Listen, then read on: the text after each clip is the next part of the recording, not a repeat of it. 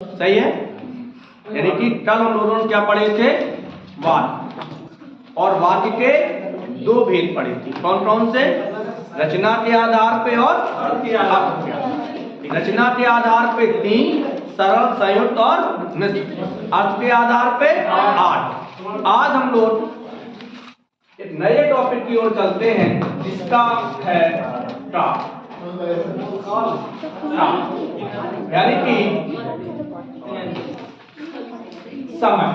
अंग्रेजी में से टेंस कहते हैं और संस्कृत में से लकार कहते हैं। अंग्रेजी में से क्या कहते हैं? टेंस, और संस्कृत में कहते हैं इसे हम लकार। हिंदी में इसका नाम होता है काल। यह कहाँ काम करता है, क्या इसका रोल है, इसको देखते हैं। वाक्य में सबसे महत्वपूर्ण हमने दो चीजें बताई थी, कर्ता और क्रिया। क्रिया हमें यह बताती है कि कार्य पूरा है या अधूरा है। तो जो पूरा और अधूरा बताया जाए, उस बताने वाले को हम काल कहते हैं या समय कहते हैं। मतलब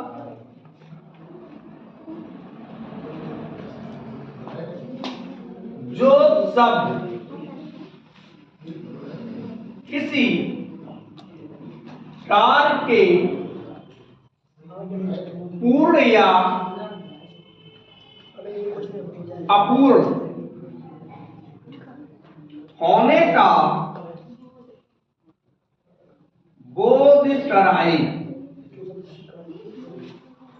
जो शब्द किसी कार्य के पूर्ण या अपूर्ण होने का बोध कराता है, उसे हम क्या कहते हैं? काल कहते हैं। परिभाषा इसकी एक और भी, ये तो देखिए हमने बताया कि हमारी परिभाषा किताबों से भिन्न होती हैं। हमारी परिभाषाएं किताबों से भिन्न होती हैं। अब हम आपको किताब की परिभाषा बताई दे रही है।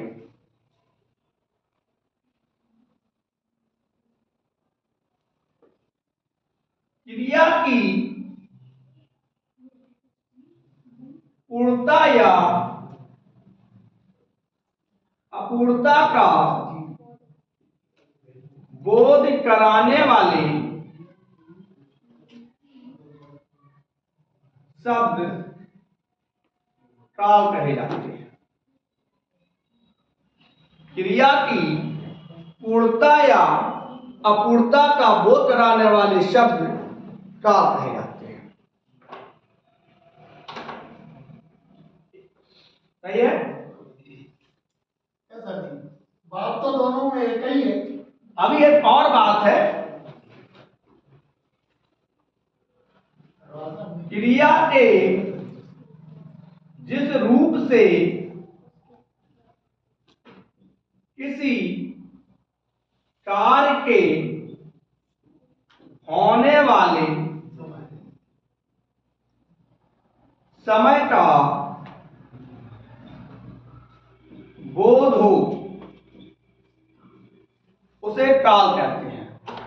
3-4 परिभाषाएं हमने आपको दी, सबकी बात और भाव अलग है। जो शब्द किसी कार्य के पूर्ण या अपूर्ण होने का बोध कराए, जैसे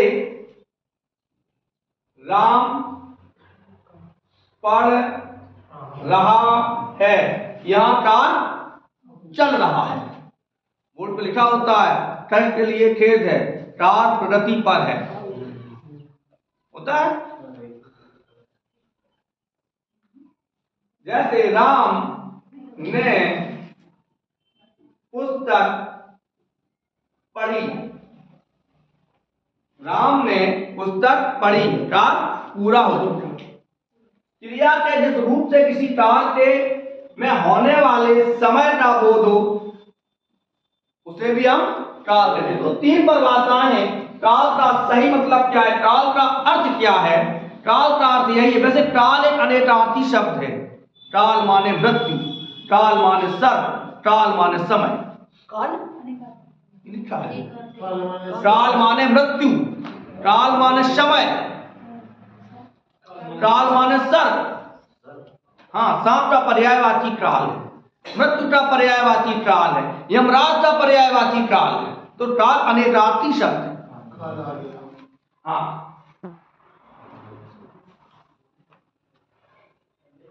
आगे बढ़ते हैं। काल के तो परिभाषा समझ में आई कि काल हमें क्या, समय हमें क्रिया का बोध कराता है। क्रिया किस समय में हो रही है,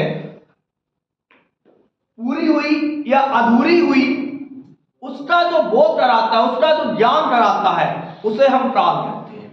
तो क्रिया के जिस रूप से किसी कार्य के पूर्णता या अपूर्णता का बोध हो, या जो शब्द हमें किसी कार्य के पूर्ण या अपूर्ण होने का बोध कराए, उन्हें हम काल कहते हैं। काल के 3 भेद होते हैं। कितने होते हैं? 3। एक होता है भूतकाल, दूसरा होता है वर्तमान काल, और तीसरा होता है भविष्यत काल। भविष्य नहीं होता है, भविष्यत काल।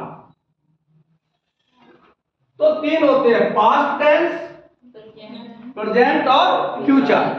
यानी कि भूतकाल, वर्तमान काल और भविष्य काल। हमें अंग्रेजी से दूर दूर तक मेरा कोई वास्ता नहीं है, तो इसलिए हम केवल हिंदी में बात करते हैं। सही है, क्योंकि हमने अंग्रेजी पढ़ी है ऐसे ही। पहले दिन पढ़े तो पहले दिन पिटे थे, तो फिर पढ़ी नहीं। और फिर A for apple, Z for zebra, आ माने अनपढ़, ज्ञा माने ज्ञानी। चलो आगे बढ़ते हैं। अब यहां से 2 एक प्रश्न बनेंगे। देखिए, ऐसे हम टॉपिक आपको बता रहे हैं जहां से प्रश्न आते ही आते हैं। सबसे पहले यहां से प्रश्न पूछा जा सकता है कि भूतकाल के कितने भेद हैं? तो भूतकाल के 6। कितने भेद हैं? 6। फिर आपसे पूछा जा सकता है वर्तमान काल के कितने भेद हैं? तो 5 भेद हैं। वर्तमान काल कितने भेद हैं? भूतकाल के 6। कितने तो अंतर है? 1 तो अंतर है। भविष्य काल के 3। भविष्य काल के कितने हैं? 3। तो भूत के 6, भविष्य के 3 और वर्तमान के 5। तो सबसे पहले इनके नाम कितने हैं? अच्छा, भूत का मतलब क्या होता है? बीता हुआ। बीता हुआ, मर गए तो क्या बन गए? बीत गया। चलो, सबसे पहले आज चर्चा करते हैं हम भूतकाल। पहले तीनों के उदाहरण लिख लेते हैं। राम ने पढ़ा। राम पढ़ता है। राम पढ़ेगा। क्रिया यहां पूरी हो चुकी तो भूतकाल है। क्रिया हो रही है, मान के चलिए राम पढ़ता है या राम पढ़ रहा है। राम पढ़ रहा है, राम ने पढ़ा तो भूतकाल। राम पढ़ता है, वर्तमान काल। राम पढ़ेगा, क्रिया भविष्य में होगी। क्रिया भविष्य में होगी। तो आज हम केवल चर्चा करते हैं भूतकाल की। किस काल की? भूतकाल की। चलो देखते हैं। समझ में आ रहा है? अच्छा, तो बताएं काल के कितने भेद होते हैं? कौन कौन से? भूतकाल, वर्तमान काल और भूतकाल के कितने भेद? 6। वर्तमान काल के कितने भेद? भविष्य काल के कितने भेद? भूतकाल के, भविष्य के, भविष्य के 3। यदि क्रम में लिखोगे तो 653 हो जाएगा। चलो आगे बढ़ते हैं, बात करते हैं भूतकाल की।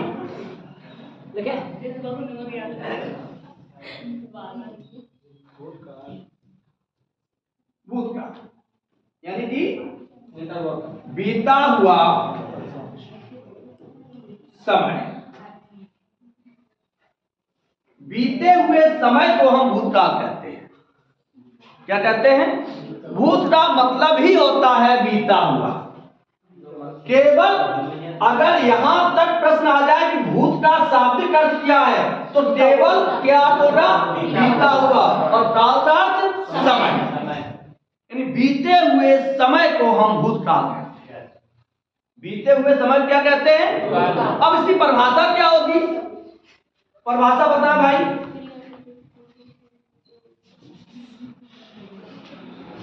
क्रिया के जिस रूप से किसी कार्य का बीते हुए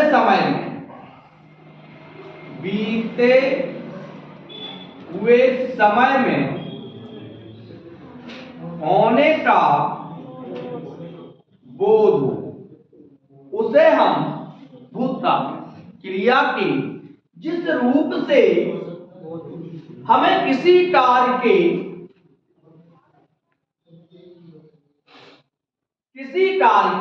बीते हुए समय में होने का बोध हो, उसे हम क्या कहेंगे, भूतकाल।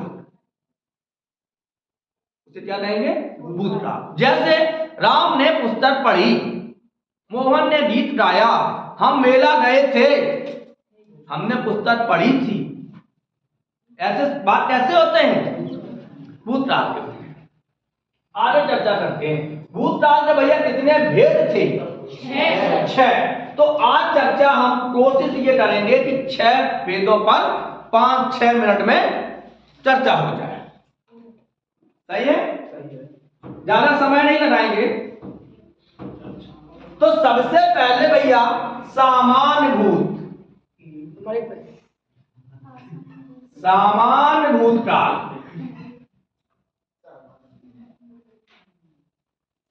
आम आदमी है जो भूत है, सामान्य है, जंगल जो हर जगह मिले। अब सामान्य भूतकाल की परिभाषा क्या होगी, बात सीखने की है कि हम ऐसे कौन से बात होते हैं जिन्हें सामान्य। देखिए, सामान्य भूतकाल में किसी समय विशेष की चर्चा नहीं होती है। सामान्य भूतकाल में किसी भी समय विशेष की चर्चा नहीं होती। जैसे वह गया, कब गया कोई पता नहीं, हमने पढ़ा,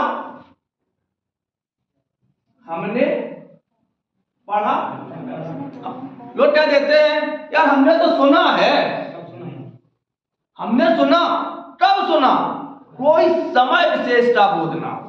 यानी क्रिया का ऐसा रूप जिसमें किसी समय विशेष का बोध ना हो और उस क्रिया भूतकाल में पूरी हो चुकी हो, उसे हम सामान्य भूतकाल कहते हैं। समझ में आया।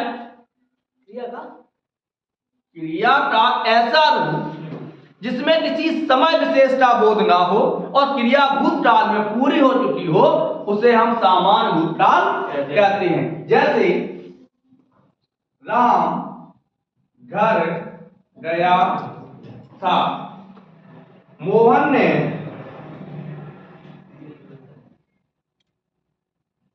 पुस्तक पढ़ी थी, कब पढ़ी थी कोई पता नहीं।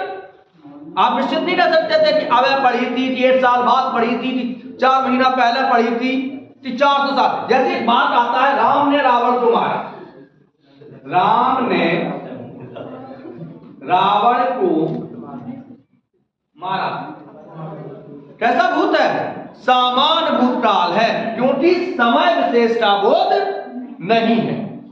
हमने सुना है, समय विशेष का बोध नहीं है कि राम ने रावण को मारा, कब मारा कोई पता नहीं, किस दशहरा को मारा, मान के चलिए राम ने रावण को दशहरा में मारा। कौन सा दशहरा मारा, दशहरा तो वहां में जब से हम लोग पैदा हुए तब से दशहरे की छुट्टी होती है। तो राम ने रावण को मारा, इस बात में क्या है कि किसी भी समय विशेष का बोध नहीं है। भैया ध्यान से सुनिए, किसी भी समय विशेष में। अरे भैया थोड़ा हमें भी देख लीजिए, क्रीम पाउडर तो नहीं लगा है लेकिन फिर भी सही लग रही है। हाँ। बस आप मुझे देखिए, मैं आपको देखूं। कारण है, एक चीज और बता दें, जो ये समय चल रहा है हम लोगों का, मतलब एकदम पढ़ने का, यहाँ पे परीक्षा प्रणाली जो हो चल रही है, पता नहीं कहां से कैसा प्रश्न पूछ दिया जाए। दोस्तों बड़ा ध्यान से सुन लीजिए, फिर तुम भी। एक मिर्जा गालिब ने शेर लिखा बहुत अच्छा, तुम्हें गैरों से टप फुर्सत, हम अपने दमों से टप खाली। तुम्हें गैरों से टप फुर्सत, हम अपने दमों से टप खाली। चलो हो चुका मिलना, न तुम खाली न हम खाली। मान चले यही लाइन आ गई और पूछ दिया गया कि किस पुस्तक में दी गई, तो यदि आपने इंटर पढ़ा होगा तो वहां ये भारतेंद्र हरिश्चंद्र का जो भारतवर्षोन्नति निबंध है उसमें ये दिया गया है। हम यहाँ पे कोई बात ऐसी नहीं करते जो मतलब फालतू होए, तो हम आपसे भी आशा करते हैं कि ऐसी चीज ना करो जो फालतू। चलो आगे बढ़ते हैं। प्रश्न ऐसे पूछ सकते हैं, मिर्जा गालिब का शेर भारतेंद्र हरिश्चंद्र ने अपने किस निबंध में लिया? भारतवर्षोन्नति कैसे हो सकती है? चलो आगे बढ़ते हैं। तो मोहन ने पुस्तक पढ़ी, राम घर गया, राम ने खाना खाया, राम ने रावण को मारा। ये बात कैसे है? सामान्य मुद्रा। अगला आता है आसन मुद्रा।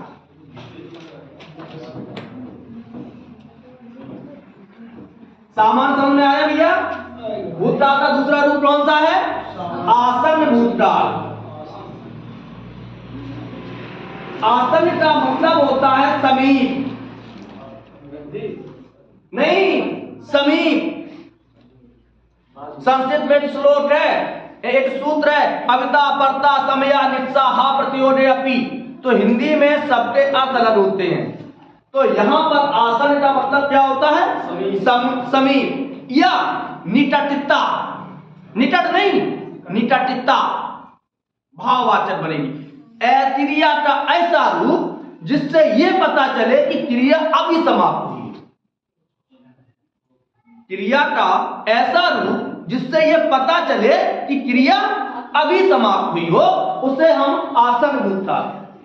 यानी क्रिया समाप्त होने के बाद उसका प्रभाव शेष रहता है, तो उसे हम आसन कहते हैं। आपने भूतकाल नहीं कहा।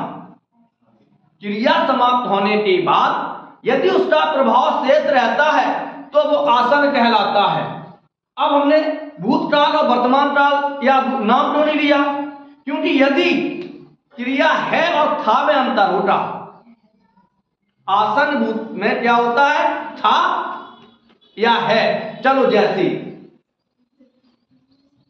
राम अभी गया था, राम अभी गया था, क्रिया तुरंत पूरी हुई। हम अभी आए थे, अभी आए हैं नहीं, हम अभी आए थे। जब आप पेपर देने जाते हो, पढ़ते, हमने अभी पढ़ा था, अभी पढ़ा है नहीं, अभी पढ़ा था। तो आसन का मतलब होता है कि जहां क्रिया तुरंत समाप्त हो। वह अभी सोए थे, अभी खाया था, अभी चले गए। आप प्लेटफॉर्म पे पहुंचे, उन्होंने भैया ट्रेन, बोले अभी अभी चली नहीं भैया, अभी गई है ट्रेन, अभी गई है। तो क्रिया पूर्ण हो चुकी। तो उसे जैसे वह अभी आया था, वह अभी सोया था, वह अभी चला गया था, ऐसे बात को हम किसमें कहेंगे? आसन भूतकाल। अगला देखिए, आसन के बाद कौन सा आता है? पूर्ण भूतकाल। ऐसा भूत जो पूरा हो चुका है, पूर्ण भूतकाल।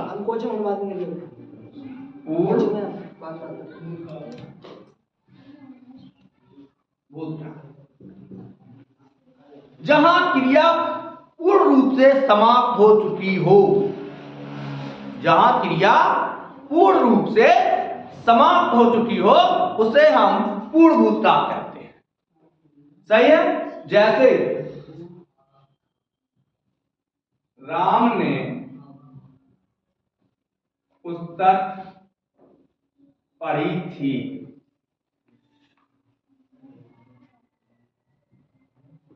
मोहन ने गीत गाया था। वह विद्यालय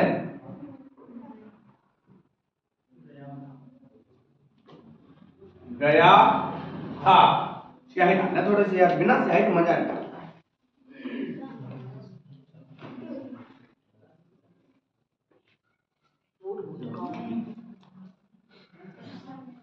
उसे क्या कहेंगे हम? पूर्ण भूतकाल, मतलब क्रिया पूर्ण रूप से काल हो चुका।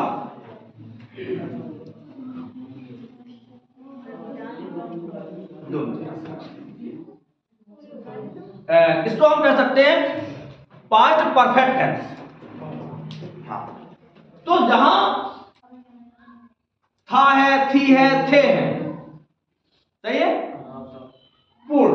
अब आता है तो पूर्ण समझ में आया कि जहां क्रिया पूरी तरह से, जहां काल पूरी तरीके से समाप्त हो गया। हम इस विद्यालय में पढ़े थे, हम इस विद्यालय में पढ़े थे, हमने भोजन खाया था। तो जहां था लगा होगा वो आपका पूर्ण भूतकाल है। और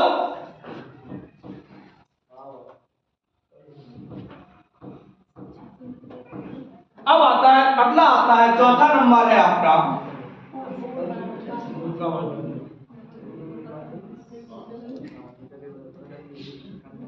अपूर्ण भूतकाल। हम तो जब समझे ना भूत आएगी, हाँ हम डराए गए थे। चलो, अपूर्ण भूतकाल, जहां क्रिया जब आपने देखी हो तब जारी हो। जैसे पिताजी सो रहे थे, परिभाषाओं पर ज्यादा ध्यान नहीं, केवल बात को ध्यान रखिए। जहां क्रिया भूतकाल में पूरी ना हो, जैसे वह खा रहा था, इसे हम कह सकते हैं पास्ट कंटिन्यूअस टेंस। हालांकि अंग्रेजी नहीं आती है, बता दे रहे हैं आपको।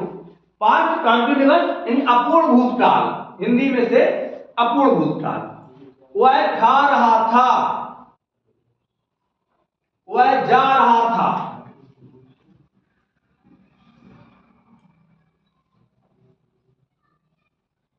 वह पढ़ रहा था, वह पढ़ रहा था, वह चले गए थे। कैसा काल होगा? वह चले गए थे, बोलो, वह चले गए थे, पूर्ण भूतकाल। और वह चले जा रहे थे, अपूर्ण भूतकाल। तो अपूर्ण का मतलब क्या है, अंग्रेजी में समझ लेते हैं। पास्ट कंटिन्यूअस मतलब क्रिया जहां निरंतर चल रही हो लेकिन पूरी ना हो। जैसे आप घर से आए तो पिताजी सो रहे, जब आपने देखा आप घर के अंदर हैं और हम आ जाएंगे, पिताजी क्या कर रहे हैं, तो आप कहोगे सो रहे हैं। और आप घर से बाहर हो और हम रास्ते मिल जाए, पूछे पिताजी सो रहे थे, फिर हैं और थे, क्योंकि जब आपने देखा था तो क्रिया चल रही थी, आंखों के सामने नहीं, आंखों के पीछे। जैसे आप यहां से जाओ निपटा कि पढ़ा रहे थे, ये तो है। तो वही अपूर्ण भूतकाल, वह खा रहा था, वह जा रहा था, वह पुस्तक पढ़ रहा था, मतलब रहा थे, रही थे, रहे थे। ऐसे वाक्य जहां आते हैं वह अपूर्ण भूतकाल। कौन से होते हैं? अपूर्ण भूतकाल। एक और देख लेते हैं।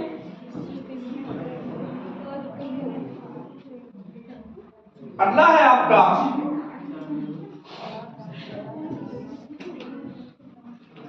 संदिग्ध भूतकाल। संदिग्ध भूतकाल कैसे कहते हैं, जरा कोई बताएगा भाई?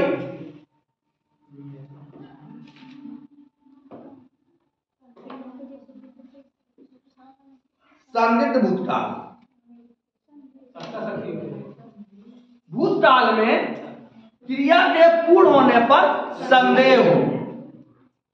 जिन वाक्यों में क्रिया के पूर्ण होने का संदेह हो उसे संदिग्ध काल कहते हैं। और यदि संदेह भूतकाल में हो तो उसे भूतकाल संस्कृत कहेंगे, यदि वर्तमान काल में हो तो उसे वर्तमान काल के। जैसे खाना खा सकता है, नहीं, शायद वह आ गया होगा, शायद वह आ गया होगा, वह चला गया होगा, काल पड़ चुके होंगे। ये जब कभी जयमाला कार्यक्रम पे जाना होता है और ब्यूटी पार्लर पर लेट हो गई, अब क्या करी हो जाए, जयमाला पड़ चुकी होगी, पड़ेगी नहीं होगी, क्रिया पे संदेह हो गया, ब्यूटी पार्लर का सिस्टम खत्म हो गया। तो वह चला गया होगा, वह काल पड़ चुके होंगे, वह सो रहा होगा, क्रिया कैसी होगी, वह सो रहा होगा। अब हमने बताया होगा नहीं, वहां क्रिया चल रहा होगा तो वर्तमान काल में हो जाएगा, लेकिन वह सो गया होगा, सो गया होगा तो क्रिया कैसी है, संस्कृत। एक और है क्रिया, उसको भी देखें। लास्ट है हेतु हेतु मद भूतकाल। हेतु हेतु मद, हेतु हेतु मद भूतकाल।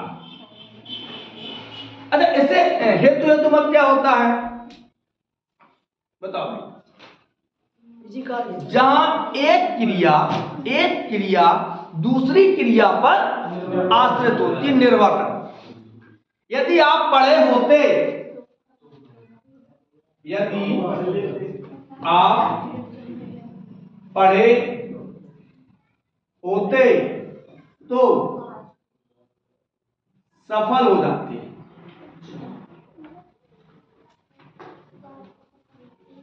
तो सफल हो जाती है नहीं।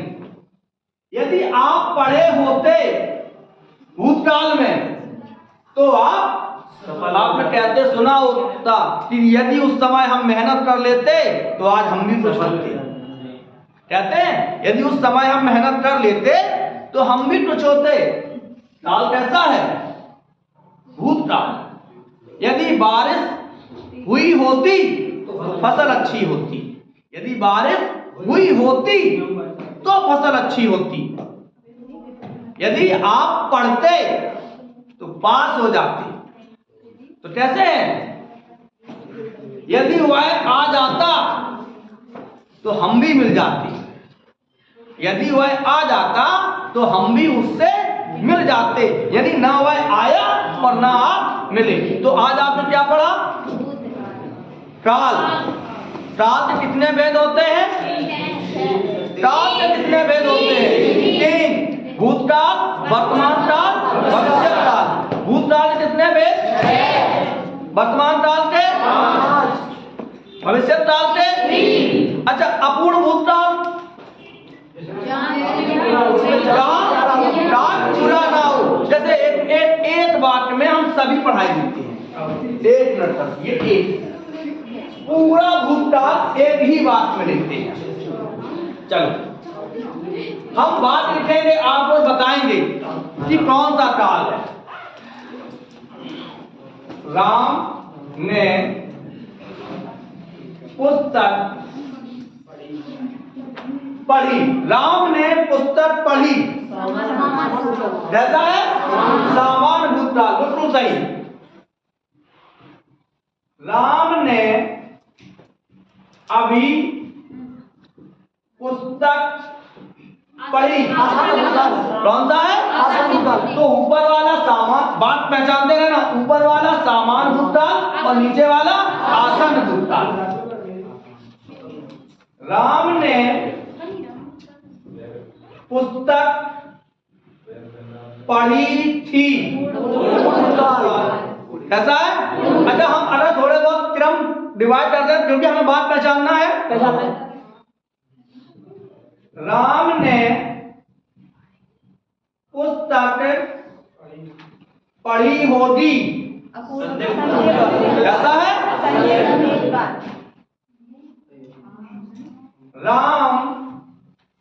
राम ने पुस्तक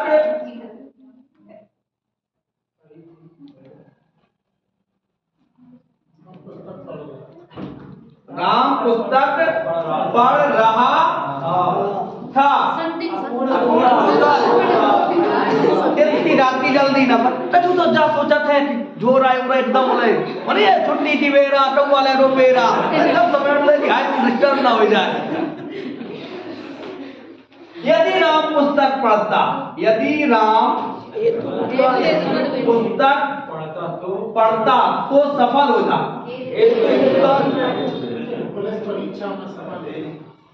तो सफल होता। अब देखिए कितने हो गए, 1 2 3 4 5 6। हम केवल उंगली रखेंगे, आवाज आपकी होगी कौन सा काल है। राम ने पुस्तक पढ़ी होगी,